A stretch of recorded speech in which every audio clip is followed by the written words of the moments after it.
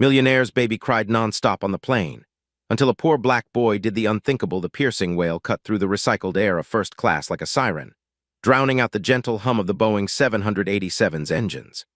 Harrison Reed III, CEO of Reed Enterprises and self-made billionaire, felt every pair of eyes on the plane boring into the back of his Italian silk suit as his 6-month-old daughter Olivia's face contorted into an impossible shade of crimson. 3 hours into the transatlantic flight, and the baby hadn't stopped screaming since takeoff. The flight attendant's practiced smile had long since cracked, revealing thinly veiled contempt as she approached, her voice barely audible over the infant's shrieks. "Sir, we've had several complaints. Is there anything else we might try to quiet her down?" Harrison wiped sweat from his brow with a monogrammed handkerchief, desperation etching lines around his eyes. His wife Catherine was in Paris on business, and he'd foolishly thought he could handle their daughter alone on the flight to meet her. Now, as passenger after passenger shot daggers his way, he realized how catastrophically wrong he'd been. "I've tried everything," he whispered hoarsely, bouncing Olivia mechanically. "Bottles, toys, walking." His voice cracked with exhaustion. Nearby, an elderly woman tutted loudly, muttering something about people who can't control their children. A businessman in a neighboring seat slammed his laptop shut, jamming noise-canceling headphones over his ears. From the economy section, 17-year-old Marcus Johnson heard the commotion. The heavy curtains separating first class from the rest of the plane couldn't muffle the baby's distress. He shifted uncomfortably in his cramped seat, the threadbare hoodie he'd had since freshman year pulled up over his head. In 12 hours, he would be landing in London for the International Chess Championship, his one shot at a college scholarship. He needed rest before the biggest competition of his life. But as the baby's cries escalated and the atmosphere on the plane grew increasingly hostile, something tugged at Marcus's conscience.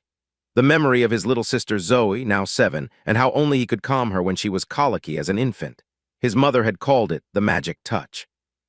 Before he could second-guess himself, Marcus unbuckled his seatbelt and stood up, his lanky frame unfolding in the cramped aisle.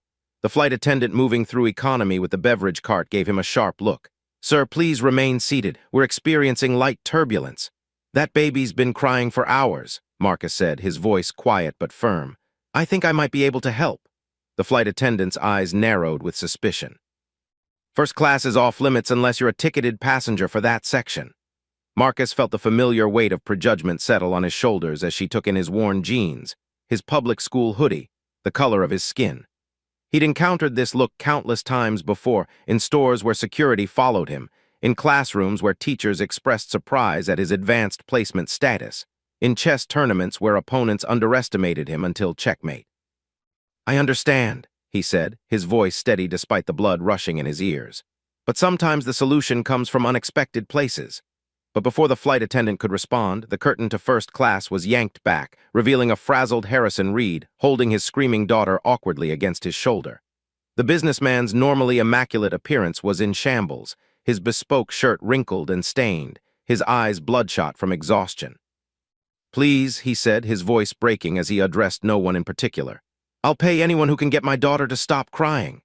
The moment stretched like taffy, passengers averting their eyes from the powerful man's vulnerability, except for Marcus, who stepped forward, hands slightly raised. "Sir," he said quietly, "I might be able to help your daughter." For a brief moment, something ugly flickered across Harrison's face, doubt, maybe suspicion, as he took in the young black man in economy clothing approaching him. But desperation quickly overrode everything else. 3 hours of nonstop screaming had brought the billionaire to his knees. "You have experience with babies?" Harrison asked, trying to keep the skepticism from his voice. "My little sister had colic," Marcus replied, his calm confidence belying his racing heart. "May I?" He extended his arms toward the wailing infant. Harrison hesitated only a moment before surrendering his daughter. The entire plane seemed to hold its breath. And then Marcus did the unthinkable.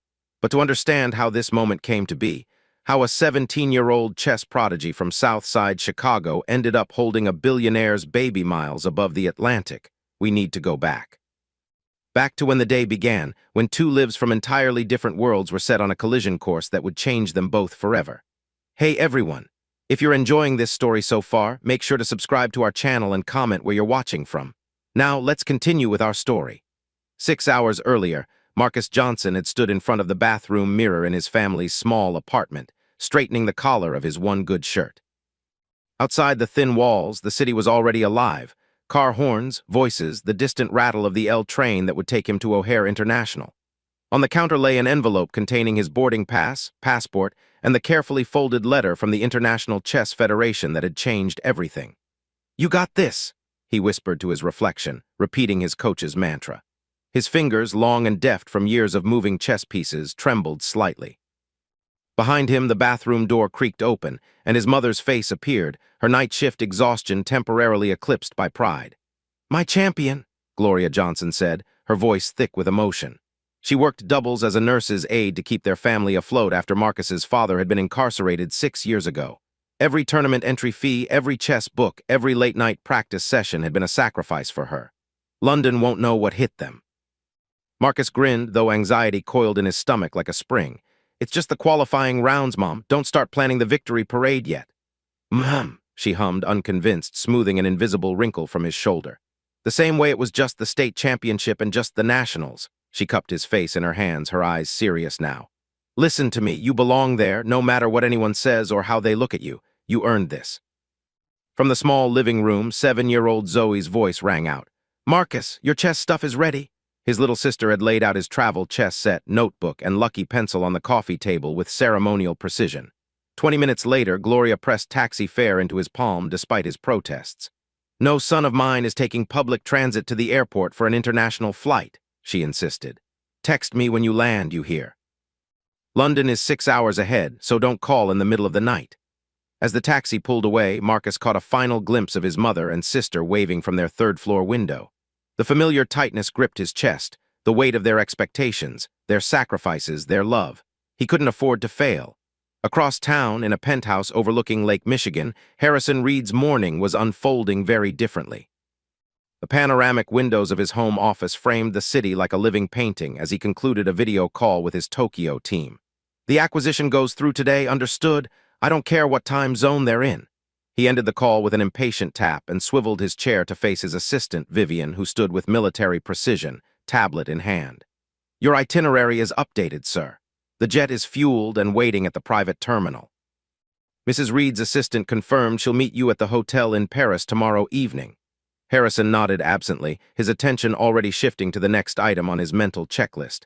At 45, he'd built Reed Enterprises from a small tech startup in his garage to a global conglomerate. Time was his most precious commodity, each minute meticulously allocated for maximum efficiency. "What about Olivia?" he asked, glancing at his watch. His daughter would normally be with the nanny at this hour, but Marie had called in sick, some family emergency he hadn't bothered to inquire about. Vivian's perfect composure slipped momentarily. "Sir, we've been unable to secure a replacement nanny on such short notice. The agency says—" "No agency personnel on the private jet," Harrison finished, pinching the bridge of his nose. It was a security protocol he himself had instituted after a tabloid incident years ago. "What about Catherine's mother?" "Mrs. Astor is still in the Maldives, sir, unreachable until next week." Harrison suppressed a flare of irritation. His mother-in-law's perpetual vacationing was a source of ongoing tension between him and Catherine. "So you're telling me I need to fly with Olivia, alone?" "Yes, sir, but I've taken the liberty of packing all her essentials and favorite toys." "And the flight attendants on your jet are all trained in—" "We're not taking the jet," Harrison interrupted, a decision crystallizing in his mind. "Book us on the commercial United flight to Paris, the one Catherine's on." Vivian blinked, her professional mask momentarily slipping to reveal shock. "Commercial, sir, but security protocols. Catherine's already on that flight path, just a day ahead. The sooner we catch up to her, the sooner I'm not dealing with this alone." Straightened his cuffs decisively. "First class, obviously, and no announcements. I don't want a circus at the airport." 90 minutes later, Harrison sat in United's first-class lounge, uncomfortably aware of the stares from fellow travelers who recognized him despite his attempt at a low-key appearance. Olivia squirmed on his lap, fascinated by the platinum credit card he'd given her to play with. His phone buzzed with a text from Catherine. "Are you seriously flying commercial with our daughter?" "Have you lost your mind?" He typed back quickly, calculated decision. "We'll explain when we see you. Olivia's fine." As if on cue, his daughter cooed and grabbed at his tie with surprising strength. Harrison felt a flicker of the unfamiliar pride that occasionally caught him off guard since becoming a father late in life. At 45, with an empire to run, a child hadn't been in his plans. But Catherine had wanted a family, and Harrison had learned long ago that his wife usually got what she wanted. He bounced Olivia gently on his knee, studying her features, Catherine's eyes, his mother's chin. Would she inherit his drive, his relentless ambition, or Catherine's diplomatic charm? He rarely had time for such reflections in the whirlwind of his daily schedule. "Mr. Reed," a lounge attendant approached with a practiced smile. "Your flight is boarding now. We'll escort you through the priority lane." Harrison gathered Olivia and her surprisingly extensive paraphernalia. How did something so small require so much equipment? The diaper bag alone weighed more than his laptop case. As the first-class passengers were welcomed aboard, Harrison felt a moment of misgiving. He hadn't flown commercial in nearly a decade. The flight attendant's recognition was immediate, her eyes widening slightly before her training reasserted itself. "Welcome aboard, Mr. Reed. May I help you with anything before takeoff?" "We're fine," he said curtly, settling into the wide seat with Olivia on his lap. He declined champagne, arranged the baby's blanket, and answered 3 urgent emails one-handed before the announcement to switch off electronic devices. As the plane filled, Harrison remained absorbed in Olivia, oblivious to the boarding economy passengers shuffling past the first-class cabin toward their seats. Among them was Marcus Johnson, who paused briefly at the sight of the famous tech billionaire cuddling an infant. The contrast between the man's austere public image and this tender moment with his child was jarring. A flight attendant cleared her throat pointedly, and Marcus continued down the aisle to his seat in economy, stowing his small backpack carefully.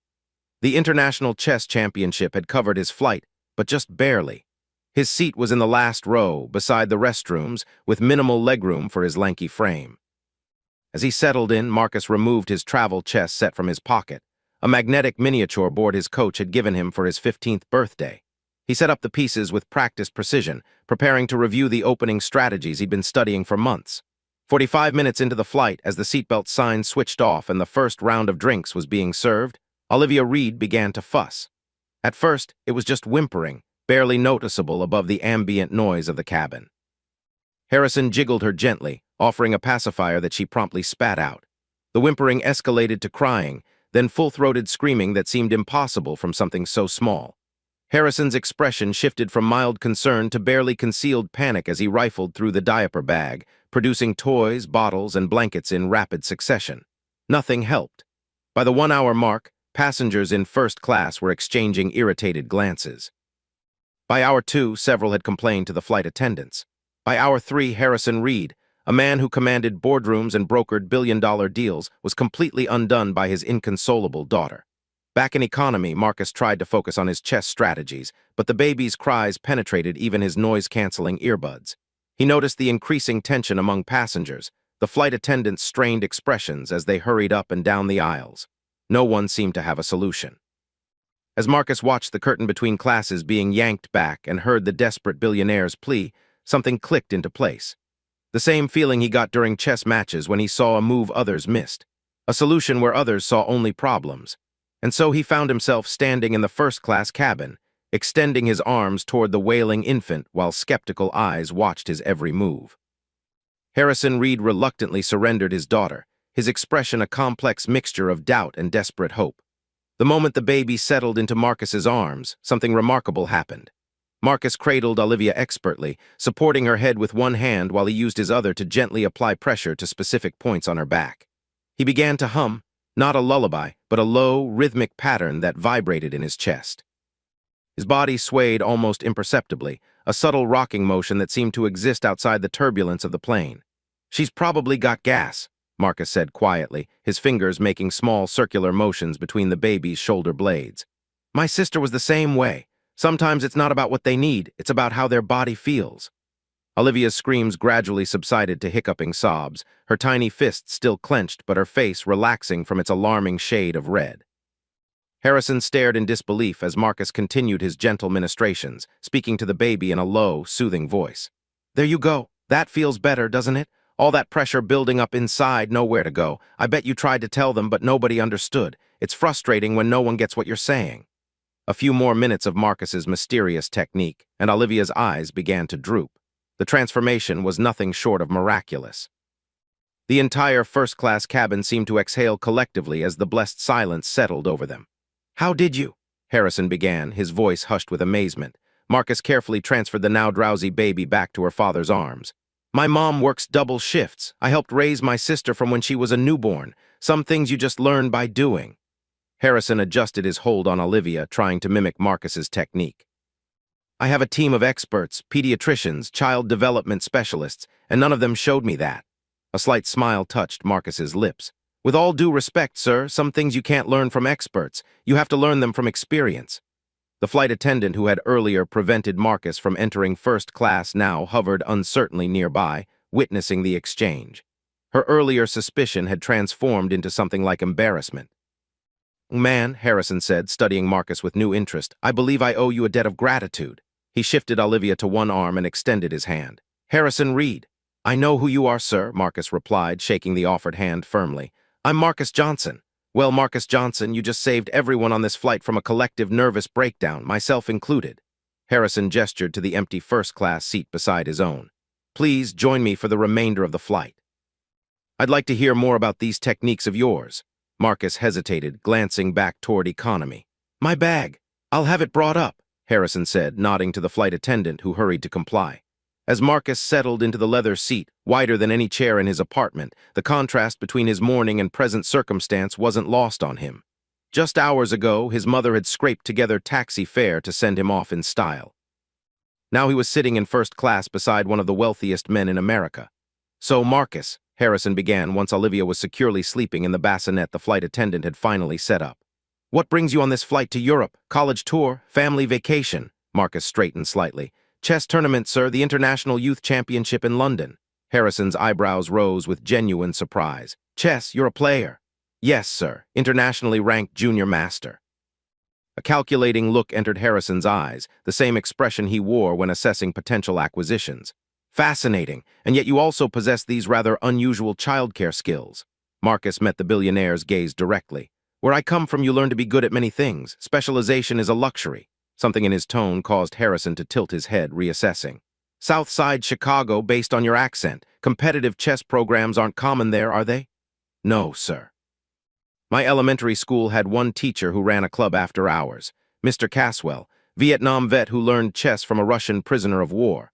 Marcus's fingers absently arranged the cocktail napkin into perfect right angles. He said I had the best tactical mind he'd seen in 30 years of teaching. And this tournament in London, it's significant. Full college scholarship if I place in the top 3, Marcus said, his voice carefully neutral despite the stakes. Plus potential sponsorship for the Grandmaster track. Harrison nodded slowly, processing this information with the same attention he'd give a business proposal. And your parents, they must be very proud. A shadow crossed Marcus's face. My mom is. She works as a nurse's aide, double shifts to keep us afloat since my dad's been gone. Gone, Harrison echoed, then understanding dawned. I see. An uncomfortable silence settled between them, highlighted by the gentle hum of the engines and the soft breathing of the sleeping baby. Mr. Reed, Marcus said finally, I should probably return to my seat. I have some strategies to review before landing. Harrison's hand moved to stop him. Nonsense. The least I can do is offer you a comfortable seat for the duration. Besides, his eyes flickered to his sleeping daughter. I may need your expertise again before we land. As if on cue, the plane hit a pocket of turbulence, causing Olivia to stir. Both men froze, watching anxiously as she shifted in the bassinet, then settled back into sleep. Tell me about chess, Harrison said quietly, his gaze still on his daughter. I've always found it fascinating, but never had the patience to master it. Marcus relaxed slightly, on familiar ground now. It's not really about patience, sir. It's about seeing patterns that others miss. And understanding that every move has consequences that ripple across the entire board. Like business, Harrison mused. And life, Marcus added. Their conversation flowed more easily after that, moving from chess theory to business strategy, from Marcus's tournament preparations to Harrison's early days as an entrepreneur. The vast differences in their backgrounds and experiences seemed less significant with each passing hour, as they discovered unexpected commonalities in their approaches to problems and challenges. Olivia woke once, fussing slightly, and Marcus demonstrated his techniques again, explaining each movement to an attentive Harrison. It's about pressure points, he said. Same principle as chess, really, understanding the underlying structure and how different elements connect. Midway through the flight, as they shared the surprisingly decent first-class meal, Harrison posed a question that had clearly been on his mind. You mentioned a scholarship. I assume that means college is otherwise. Out of reach, Marcus finished. Financially, yes, my grades are good enough for admissions, but even with financial aid, the top programs are expensive, and those are the ones with the best chess teams. Harrison nodded thoughtfully, cutting his steak with precise movements. Which schools are you considering? MIT has shown interest, also Stanford and Northwestern. Marcus shrugged slightly. Depends on how I do in London. All excellent institutions, Harrison said. I dropped out of MIT my sophomore year to start my first company. A hint of wistfulness crept into his voice. Sometimes I wonder how things might have been different if I'd stayed. Would you have built Reed Enterprises? Perhaps not, at least not in the same way. Harrison took a sip of his wine. But there's value in completing what you start, in having a foundation before you build. As the flight progressed, other passengers occasionally glanced their way, curious about the unlikely pair engaged in such intense conversation. The same flight attendant who had earlier blocked Marcus's path now served him with deferential attention, having witnessed Harrison's obvious respect for the young man. 4 hours into their conversation, as the plane began its initial descent over the Atlantic, Harrison asked about Marcus's chess set. Marcus produced the magnetic travel board from his pocket, setting it up on the tray table between them. "Care for a game?" he offered. "Fair warning, I won't throw the match, even for a first-class upgrade." Harrison laughed, a genuine sound rarely heard in his boardrooms. "I wouldn't expect you to, and I wouldn't learn anything if you did." They played quickly, Harrison displaying more skill than he'd initially suggested, though Marcus identified weaknesses in his strategy within the first few moves. Rather than exploiting them immediately, he used the game as a teaching opportunity, explaining principles and tactics as they emerged on the board. "You're not playing to win," Harrison observed after 20 minutes. "I'm playing to teach," Marcus corrected. "Different objective, different strategy." Harrison studied him with renewed interest. "Most people in your position would take the opportunity to beat a billionaire at chess. Ego boost." Marcus captured Harrison's bishop with a precise move. "My coach says playing to your opponent's level teaches you nothing. Neither does crushing someone with less experience." He gestured to the board. "This way, we both learn something." The game concluded with Harrison's inevitable defeat, though more gracefully than it might have been. As they reset the pieces, Olivia began to stir again in her bassinet. "Perfect timing," Harrison said, lifting his daughter carefully. "We'll be landing soon." Marcus watched as the billionaire attempted to apply the soothing techniques he'd demonstrated earlier. Harrison's movements were awkward but earnest, his focus complete as he tried to prevent another crying episode. "Firm but gentle," Marcus coached quietly. "Babies can sense tension. If you're anxious, she'll pick up on it." Harrison adjusted his approach, and Olivia responded positively, gurgling contentedly in her father's arms. The look of triumph on Harrison's face was not unlike his expression after making a particularly good move during their chess game. "You're a natural teacher, Marcus," he said. "Have you considered that as a career path?" Marcus shook his head. "Not seriously. In my neighborhood, opportunities are limited." "Opportunities can be created," Harrison countered. "That's what entrepreneurs do." As the captain announced their final approach to Paris Charles de Gaulle Airport, Harrison shifted Olivia to his shoulder and regarded Marcus thoughtfully. "I have a proposition for you if you're willing to hear it." Marcus raised an eyebrow, his expression cautious. "I'm listening. Your chess tournament in London concludes when?" "Sunday afternoon, assuming I make the finals." "And you're returning to Chicago after that?" Marcus nodded. "I'm proposing a detour," Harrison said. "My wife and I will be in Paris for a week before returning to the States. Given your evident skills with Olivia, I'd like to offer you a temporary position as her caretaker during our stay, fully compensated, of course, at well above market rate." Marcus blinked, taken aback. "You want to hire me as a nanny?" "I prefer childcare consultant," Harrison said with a hint of a smile. "The position includes private accommodation at the Hotel George V, all expenses covered, and a salary that should significantly supplement your college fund, regardless of the tournament outcome." The offer hung in the air between them, unexpected and life-altering in its potential. Marcus's mind raced through calculations and considerations. The extra time away from home, the prestigious hotel, the compensation that could change his family's financial situation overnight. But beneath these practical matters ran a deeper current of recognition. Harrison Reed, a man who could hire anyone in the world, was offering him a position of trust with his most precious possession, his child.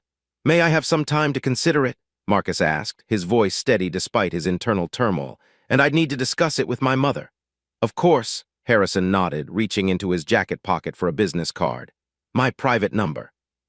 Let me know your decision after your tournament."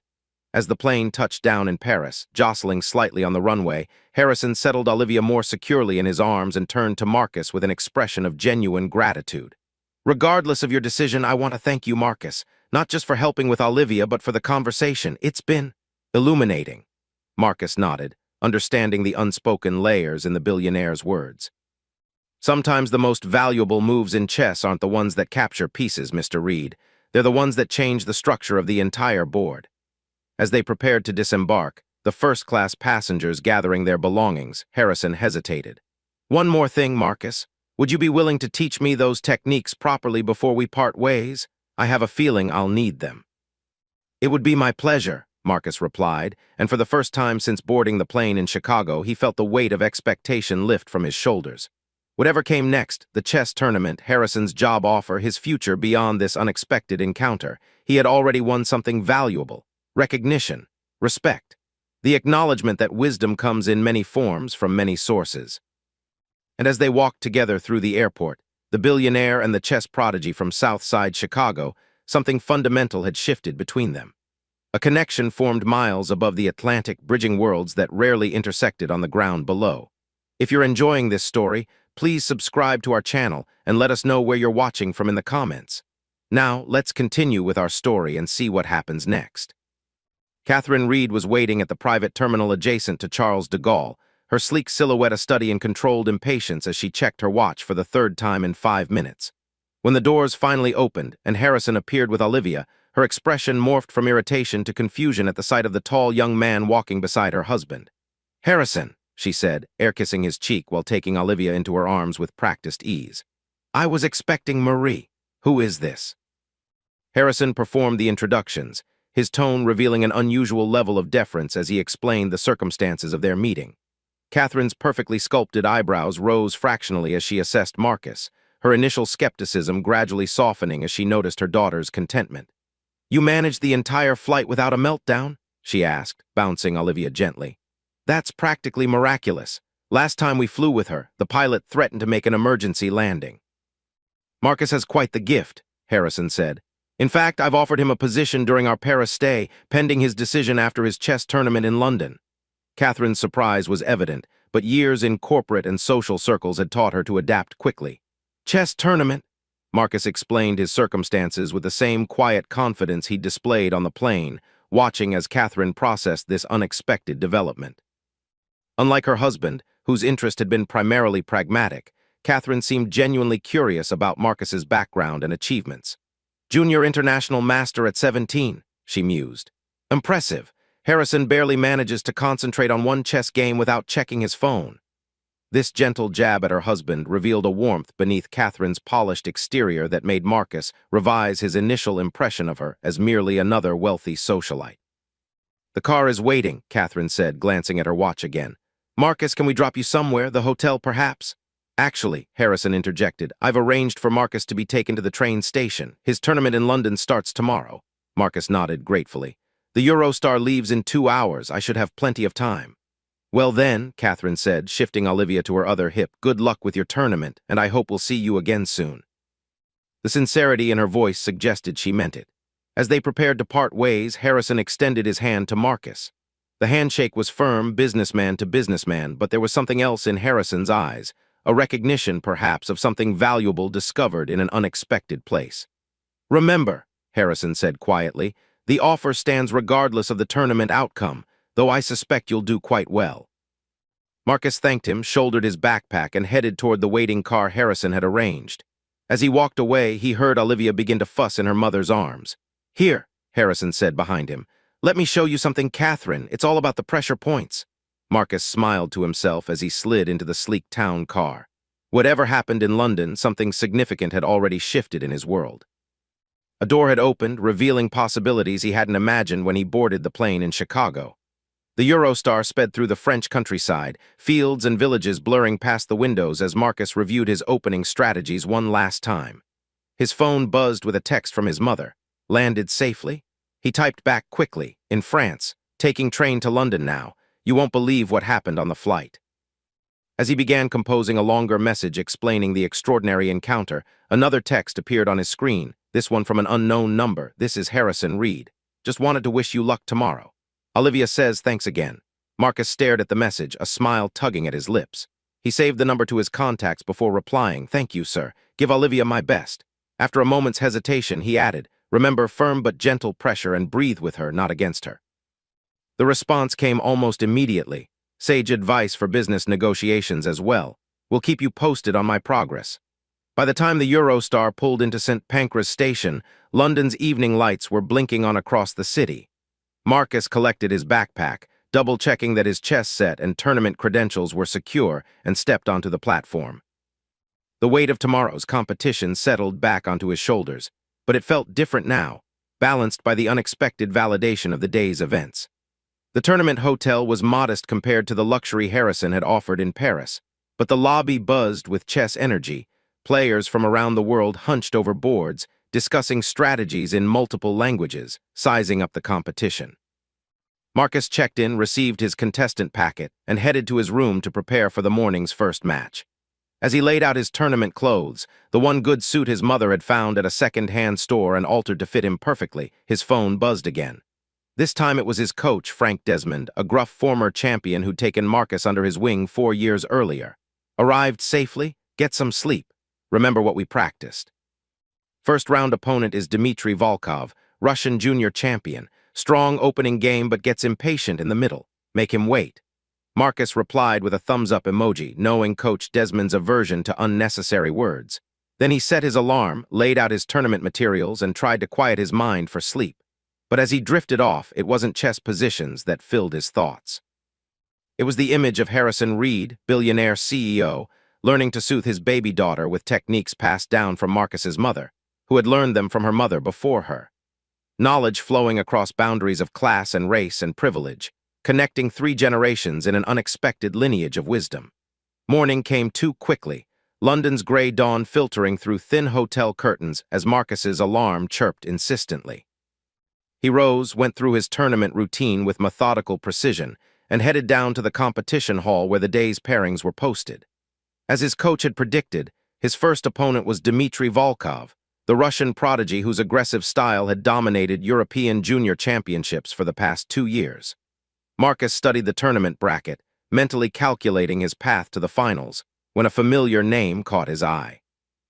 Lawrence Kingsley III, American junior champion from New Hampshire, son of a senator and Marcus's longtime nemesis on the circuit. Their last encounter at the Nationals had ended in controversy when Lawrence's father had questioned the officiating after Marcus's victory. The implied accusation of favoritism had stung, though the tournament committee had firmly rejected the complaint. Lawrence himself stood at the other end of the hall, surrounded by his entourage, coach, assistant, psychological consultant, all provided by his family's considerable resources. He caught Marcus's eye and smirked, a gesture loaded with the same dismissive confidence he displayed at every previous encounter. Marcus turned away, focusing instead on his own preparation. Coach Desmond appeared at his elbow, coffee in hand, his perpetual scowl firmly in place. "Ignore the Kingsley kid," he growled. "He's in your head only if you let him in. Focus on Volkov, 1 game at a time." The first round began with ceremonial formality, handshakes, clock settings, the hushed atmosphere of concentrated thought descending over the hall. Dmitry Volkov played as expected, aggressive and confident, pushing for early advantage. Marcus responded with the patient strategy he and Coach Desmond had developed, allowing Volkov to extend himself, then capitalizing on the subtle weaknesses that emerged. 3 hours later, Marcus had his first victory. By evening, he had advanced through the preliminary rounds to secure his place in the next day's quarterfinals. Lawrence Kingsley had also advanced, setting up the possibility of a semi-final confrontation if both continued their winning streaks. Back in his hotel room that night, Marcus found a message from Harrison. "How did the first day go?" He replied with a brief summary of his matches and standings, surprised by the billionaire's continued interest. Harrison's response came quickly. "Excellent progress. Olivia has slept through the night twice using your techniques. Catherine thinks I've been replaced by a body double. Keep us posted on tomorrow's matches." The exchange left Marcus smiling as he prepared for bed. The connection formed on the plane seemed to be evolving into something like mentorship, or perhaps even friendship, an outcome he never could have predicted when he boarded in Chicago. The tournament's second day brought increased pressure as the field narrowed. Marcus advanced through his quarterfinal match against a talented player from India, his focus absolute as he maneuvered through a complex middle game to force a resignation at move 37. The victory put him into the semifinals, and as fate would have it, face-to-face with Lawrence Kingsley III. Their semifinal match drew a crowd, the history between the two players adding drama to the already tense competition. Lawrence arrived flanked by his support team, while Marcus sat alone, Coach Desmond having been called away to assist another of his students who had advanced in the junior division. "All by yourself today, Johnson?" Lawrence commented as they set up the board. "No entourage from the south side?" Marcus met his gaze calmly. I think more clearly without distractions." Lawrence's mouth tightened at the implied criticism, but further conversation was cut short by the tournament director's arrival to start the clock. The game began with Lawrence playing white, opening with an aggressive Sicilian variation that had become his signature. For nearly 2 hours, they battled across the 64 squares, each move a calculated risk, each position a complex puzzle of possibilities. Lawrence played well, forcing Marcus to defend a series of attacks that tested the limits of his preparation. But in the critical moment, when Lawrence overextended in pursuit of a tactical advantage, Marcus found the counterattack that Coach Desmond had drilled into him over countless practice sessions. The endgame was mathematical in its precision, Marcus converting his slight advantage into a winning position with the patience that had become his hallmark. When Lawrence finally tipped over his king in resignation, the crowd's murmur rose to an appreciative buzz. "Good game," Marcus said, extending his hand across the board. Lawrence hesitated before accepting the handshake, his grip just a fraction too tight. "Lucky counter," he muttered. "Not luck," Marcus replied quietly. "Pattern recognition. The same position came up in your match against Petrov last year at the Invitational. You made the same choice then with the same result." Lawrence's eyes widened slightly, surprise replacing resentment for a moment. "You studied my games." "All of them," Marcus confirmed. "Just as I'm sure you studied mine." A grudging respect flickered across Lawrence's face. "Finals tomorrow then, against Zimmerman." He nodded toward the adjacent board where the German champion had just secured his own place in the finals. "He's been unstoppable this season." "Everyone's stoppable," Marcus said. "It's just a matter of finding the right move at the right time." As he gathered his materials, Marcus's phone buzzed with a text from Harrison. "Semi-final result." He typed back quickly, "Victory. Finals tomorrow against Zimmerman." Harrison's response was immediate, "Excellent. One more to go. Olivia and I are cheering for you from Paris." The attached photo showed Harrison holding Olivia, both giving thumbs up to the camera, the Eiffel Tower visible through a window behind them. The casual warmth of the image, so at odds with Harrison Reed's public persona, brought a smile to Marcus's face as he headed back to his hotel. That evening, as he reviewed his notes on Zimmerman's playing style, a call came through from his mother. Her voice was thick with emotion when he told her about making the finals. "I knew it," Gloria said, pride radiating through the connection. "I told everyone at work my son's going to be a champion." "Just the finals, Mom," Marcus cautioned, the same reflexive modesty he'd displayed in their bathroom days earlier resurfacing. "Zimmerman's tough." She hummed, unconvinced. "And I suppose you getting to the finals of an international tournament is just another day too." Marcus laughed, recognizing his own words reflected back at him. "Point taken. How's Zoe?" "Missing her brother. Told all her friends you're becoming a chess master in London." "Grandmaster," Marcus corrected automatically. "And that's still years away, even if I win tomorrow." "One step at a time," Gloria agreed. "Oh, before I forget, there was a call for you from some foundation about a possible sponsorship. I took down the number." Marcus frowned. "What foundation?" "Reed Foundation for Educational Excellence. Said they were considering you for their chess development program. Wanted to talk after the tournament." Marcus's pulse quickened. The Reed Foundation was Harrison's philanthropic organization, known for its selective but generous support of promising students from disadvantaged backgrounds. Had Harrison already set this in motion, regardless of Marcus's decision about the Paris offer? "Did they leave a contact name?" he asked, trying to keep his voice casual. "Someone named Vivian, very professional sounding. I have her number here somewhere." After finishing the call with his mother, Marcus sat on the edge of his hotel bed, turning this new development over in his mind. The chess scholarship had always been his focus, his path to college and beyond. But Harrison's interest, both the Paris offer and now this potential foundation sponsorship, opened doors he hadn't even known existed. His phone buzzed again with a text from Harrison. "Get some rest. Big day tomorrow. Remember what you told me about Olivia, tension transfers. Stay calm, trust your preparation." The parallels between chess strategy and baby-soothing techniques brought a smile to Marcus's face as he prepared for bed. Two worlds that had seemed entirely separate now, connected through unexpected principles. Finals day dawned clear and crisp, London's autumn sunshine streaming through the tournament hall's high windows as spectators filled the viewing area. The match between Marcus and Zimmerman had been promoted as the highlight of the youth championship. the precision-focused German champion versus the intuitive American challenger. As Marcus took his place at the board, he was surprised to see Coach Desmond in the front row of the audience, giving him a gruff nod of encouragement. Beside him sat an unfamiliar woman in a tailored suit who Marcus somehow knew must be Vivian, Harrison's assistant. Her presence confirmed that the Reed Foundation's interest was real, not just a product of his mother's misunderstanding. The final match was scheduled for 5 hours, with potential extensions if needed, a test of endurance as much as skill. Zimmerman played white, opening with a conservative queen's gambit that set the tone for a strategic battle. 2 hours in, the position remained balanced, neither player willing to risk the aggressive moves that might create weaknesses. Marcus found himself drawing on the same patience he'd described to Harrison, the ability to wait for the right moment, to recognize patterns as they emerged from apparent chaos. In the third hour, Zimmerman began pressing for advantage, perhaps sensing fatigue in his opponent. But Marcus had trained for this, pushing through the mental exhaustion to find clarity in the critical positions. When Zimmerman finally overcommitted to an attack on Marcus's queen side, the counter was there, subtle but devastating, a knight sacrifice that led to a winning endgame combination. The tournament hall erupted in applause as Zimmerman extended his hand in resignation, genuine respect in his eyes. "Brilliant sacrifice," he said in accented English. "I did not see it until too late." "Thank you," Marcus replied, the reality of his victory still sinking in. "Your middle game pressure was intense." As the tournament officials prepared for the awards ceremony, Marcus found himself surrounded by well-wishers, reporters, and representatives from chess organizations. Coach Desmond pushed through the crowd to grip his shoulder tightly, the closest thing to a hug the taciturn man ever offered. "Knew you had it in you," he growled. "Perfect execution of our strategy." Before Marcus could respond, Vivian appeared at his elbow, smartphone in hand. "Congratulations, Mr. Johnson. Mr. Reed would like to speak with you when you have a moment." She handed him the phone, and Harrison's voice came through clearly despite the noisy hall. "Marcus, spectacular victory. We watched the live stream of the final moves. Even I could appreciate the brilliance of that knight's sacrifice."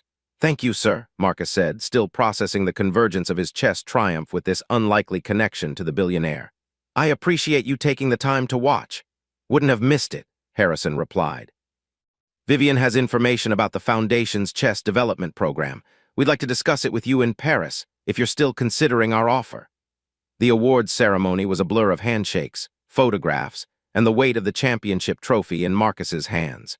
The tournament director announced the scholarship award that had been his primary goal, but it now seemed just one part of a larger picture taking shape around him. Afterward, as the hall cleared and Marcus gathered his belongings, Vivian approached with precise efficiency. "Mr. Reed has arranged for the Eurostar to Paris this evening, if that suits your schedule.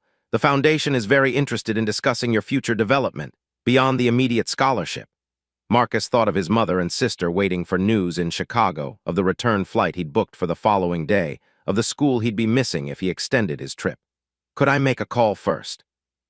he asked. Gloria answered on the first ring, as if she'd been waiting by the phone. When Marcus told her about his victory, her joyful shout was so loud he had to hold the phone away from his ear. "I knew it," she exclaimed. "My champion," when he carefully explained the situation with Harrison Reed, the Paris offer, and now the Foundation's interest, her initial excitement gave way to thoughtful consideration. "This Reed man," she said cautiously, "he's offering you some kind of job with his Foundation." "Two things, actually," Marcus clarified. "A short-term position helping with his daughter in Paris this week and potentially longer-term support through his educational foundation for chess development and college." Gloria was silent for a moment, processing. "And you trust him, this billionaire who suddenly wants to help?" It was a fair question, one Marcus had asked himself repeatedly since the unusual offer on the plane. "I think I do," he said slowly. "He could have just thanked me for helping with his daughter and gone on his way. This feels genuine." Another pause, then Gloria's voice softened. "You've always been a good judge of character, Marcus, better than me sometimes. If you feel this is right, then you should explore it. What about school? I'd be missing at least another week. For an opportunity like this, they'll understand. I'll talk to your principal." Her tone became gently teasing. "Not every day my son gets offered a position by one of the richest men in America." After ending the call with his mother, Marcus turned to Vivian, who had been waiting patiently nearby. "I'd like to accept Mr. Reed's offer, both offers." Vivian nodded, a small smile breaking through her professional demeanor. "Excellent. The car is waiting whenever you're ready." As the Eurostar carried him back toward Paris that evening, championship trophy carefully stowed in his backpack, Marcus reflected on the extraordinary chain of events that had brought him to this moment. A crying baby on a transatlantic flight, a desperate father at the end of his rope, a young man with skills learned out of necessity rather than choice. His phone buzzed with a message from Harrison. "Congratulations again on your victory. We're looking forward to welcoming you to Paris tomorrow. Catherine has arranged accommodations at the hotel, and Olivia is excited for your chess lessons." Marcus smiled at the joke about the 6-month-old's chess aspirations, typing back, "Thank you, sir. Looking forward to it. Though Olivia may need to work on her fine motor skills before mastering the knight move." Harrison's response came quickly. "She's a Reed, ahead of schedule on everything. See you tomorrow, champion." The title felt strange but not unwelcome. Champion. Not just of the chess tournament, but of an opportunity that extended far beyond the 64 squares of a chessboard. As the French countryside blurred past the train windows, Marcus thought about the parallel journeys that had brought him and Harrison Reed to that moment on the plane. The billionaire entrepreneur and the South Side chess prodigy, each carrying their own burdens and expectations. Two lives that would never have intersected, but for a baby's cry and a young man's decision to step forward when no one else would. In chess, they called it a fork, a single move that created multiple threats, forcing the opponent to choose which piece to save and which to sacrifice. But sometimes, rarely, there came a move that changed everything, that transformed the entire structure of the game and created possibilities where none had existed before. Marcus Johnson had made such a move when he stood up from his economy seat to offer help to a desperate father. Harrison Reed had made such a move when he looked past his preconceptions to recognize value in an unexpected source. And now, as the Eurostar sped toward Paris and the next chapter of this unlikely connection, both of their lives had been permanently altered, their respective boards rearranged in ways neither could have anticipated when they boarded a plane in Chicago with such different destinations in mind. If you've enjoyed this story so far, please subscribe to our channel and let us know in the comments where you're watching from. We're about to reach the conclusion of this incredible journey. The Hotel George V stood like a palace amid the elegant streets of Paris's 8th arrondissement, its limestone facade and Art Deco details speaking to a century of luxury and tradition. As the hotel's sleek town car delivered Marcus from the train station, he felt the familiar weight of being an outsider, the same sensation he'd experienced at his first chess tournaments in wealthy suburbs, at academic competitions where other students arrived in private school uniforms. The doorman greeted him with practiced courtesy, though Marcus didn't miss the subtle assessment in his glance, taking in the well-worn backpack, the careful way Marcus handled his tournament trophy. But any awkwardness dissipated when the hotel manager stepped forward, extending his hand. "Mr. Johnson, welcome to the Four Seasons. George V. Mr. Reed has informed us of your arrival. Allow me to escort you to your accommodations." The accommodations proved to be a suite larger than his family's entire apartment, with tall windows overlooking a courtyard garden. Fresh flowers adorned marble-top tables, and a welcome basket contained an assortment of French delicacies alongside a handwritten note from Catherine Reed. "Congratulations on your victory. We look forward to seeing you at breakfast tomorrow. Rest well." Marcus set down his backpack, placed his trophy carefully on the writing desk, and stood motionless in the center of the suite, momentarily overwhelmed by the stark contrast between his morning in the modest London hotel and this evening in Parisian luxury. His phone buzzed with a text from his mother, landed safely in Paris. He sent back a photo of the suite with the caption, "Safe and sound. Rooms bigger than our apartment. Love you." Her response made him smile. "Don't get too used to it. But enjoy every minute. You've earned it." Had he earned it? The question lingered as he explored the suite, running his fingers over fine fabrics and furniture that probably cost more than his mother made in a year. His chess victory had earned him the scholarship that felt clear and legitimate. But this, the luxury, the connection to the Reed family, the sudden interest of a billionaire's foundation, all stemmed from a simple act of kindness on a plane. Was that something to be earned, or merely the right thing that anyone should have done? Morning brought answers, or at least the beginning of them, when Marcus joined the Reed family for breakfast in their penthouse suite. Harrison greeted him with a warmth that seemed to genuinely surprise Catherine, who watched their interaction with thoughtful interest. Olivia, strapped into a high chair, cooed and waved her arms at the sight of Marcus. "She remembers you," Catherine remarked, sipping her coffee. "That's remarkable given how young she is. Babies are more perceptive than we give them credit for," Marcus replied, accepting a cup of coffee from the suite's butler.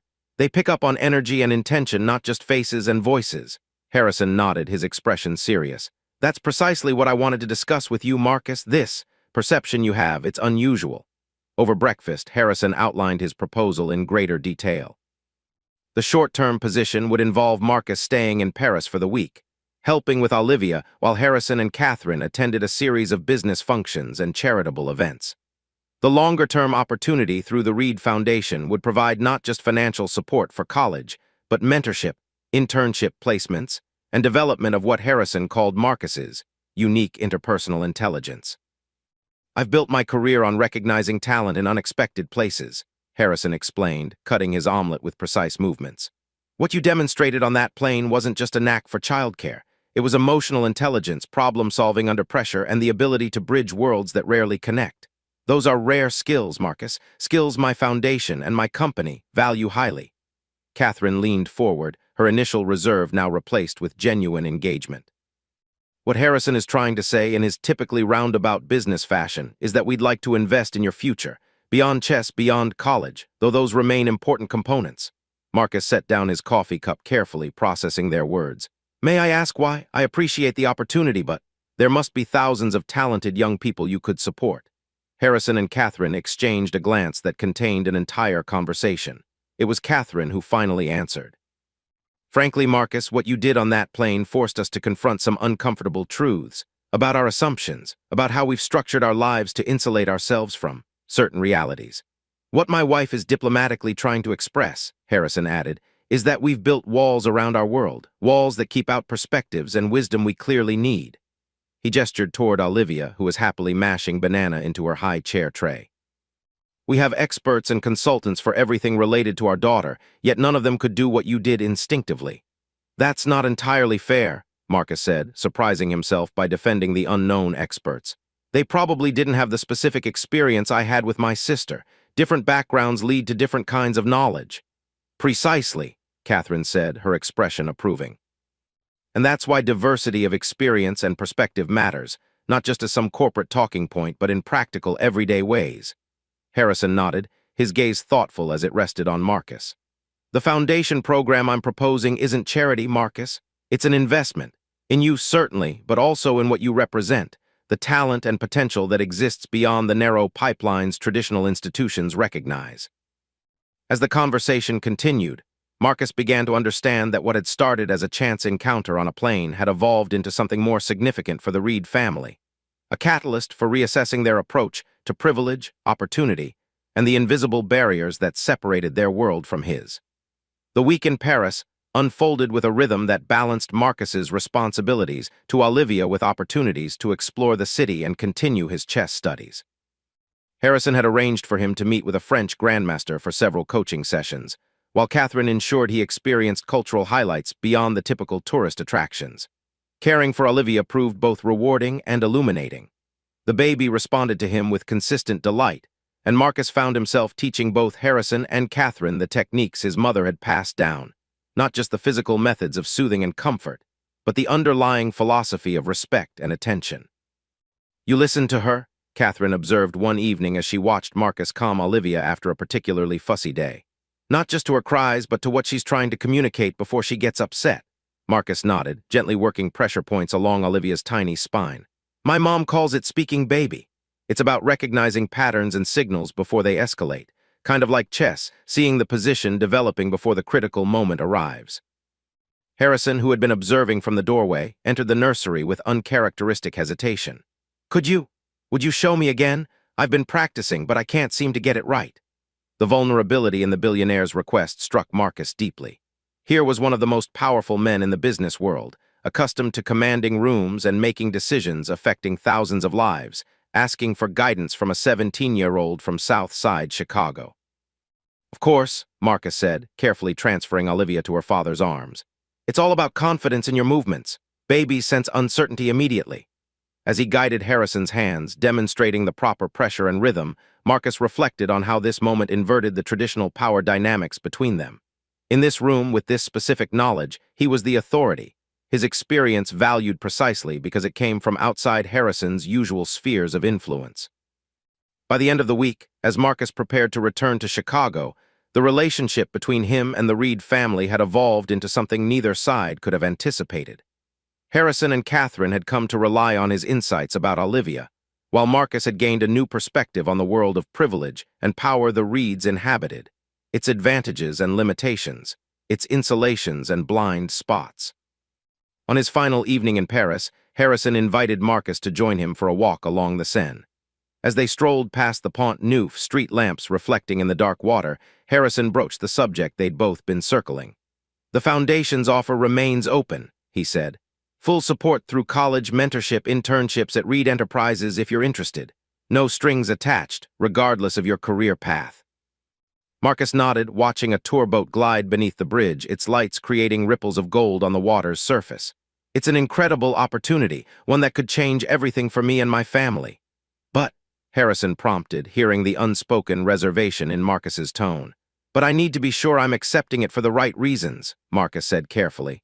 "That it's not just compensation for helping with Olivia. Or worse, some kind of charity case that makes you feel better about yourself." Harrison stopped walking, turning to face Marcus directly. In the lamplight, the lines of privilege and power that usually define the billionaire's face seemed softened, revealing the human complexity beneath. "Let me be clear, Marcus. What I'm offering isn't charity or compensation. It's recognition of exceptional talent and character. Same recognition I'd give to any promising young person I encountered, regardless of circumstances." He paused, choosing his next words with care. "The difference is that our paths would never have crossed without that flight. The worlds we inhabit are separated by more than just economic barriers. They're separated by systems designed to keep them distinct." Marcus considered this, understanding the truth in Harrison's words. "So this is about disrupting those systems." A smile touched Harrison's lips. "In a small way, yes. One connection at a time, one recognized talent at a time." He gestured toward the city lights surrounding them. "The greatest waste in our society is human potential left undeveloped because of artificial barriers. My foundation can't fix the entire system, but it can build bridges where opportunities arise."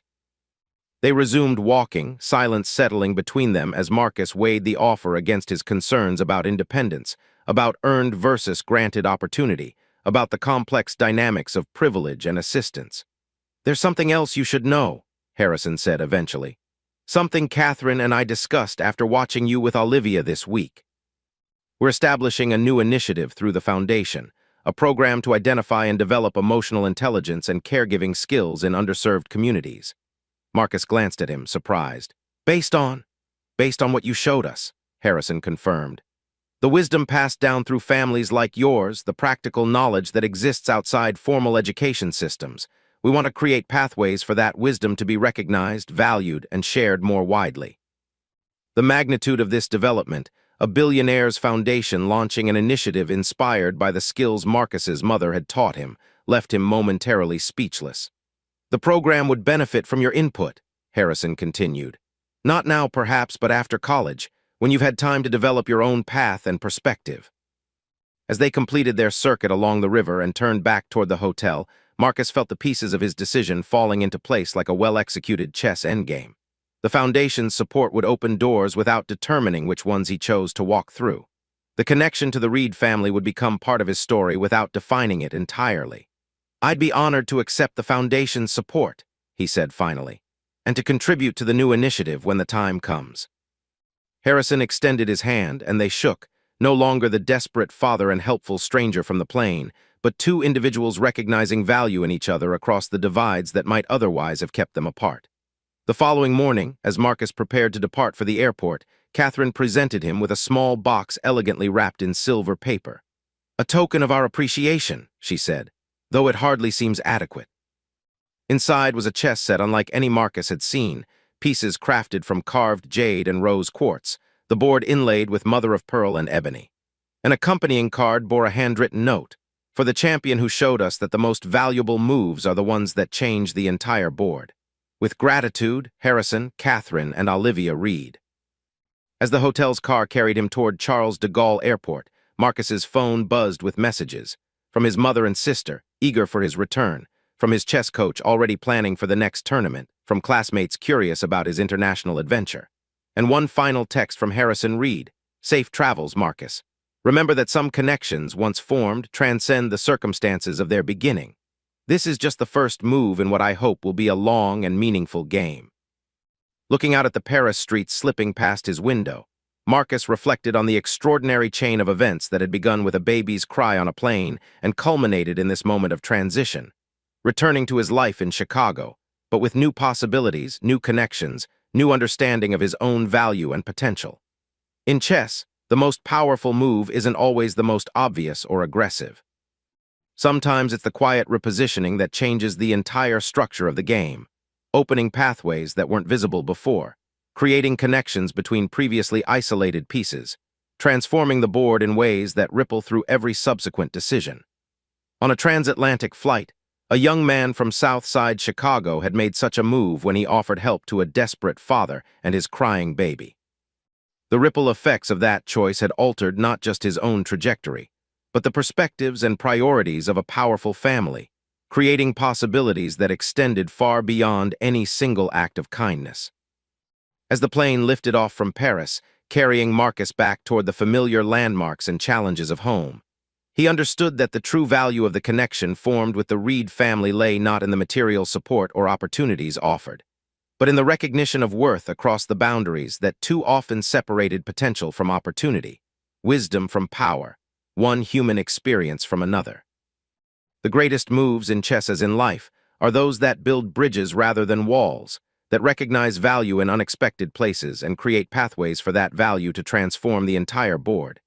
In reaching across the aisle of that first plane, Marcus Johnson had made just such a move.